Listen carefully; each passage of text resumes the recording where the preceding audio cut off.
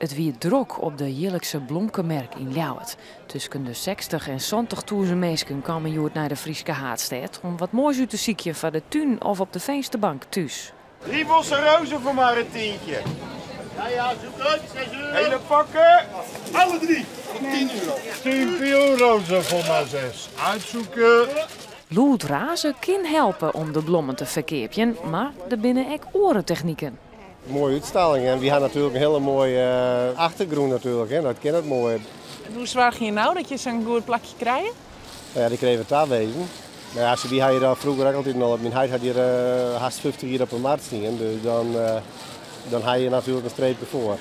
Doet de merk nog onder Lange Merkstritten en de Tesselschade-stritten houden waard, stiet die bekend als de langste merk van Nederland.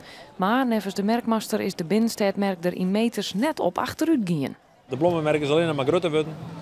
En alleen nog, ja, het is nog wat oors verdeeld hoe de staat. Het is optisch misschien iets lichter omdat het op een plein staat. Maar ja, de merk is langer dan dat er wie op Tesselschade-strit en Lange Merkstrit.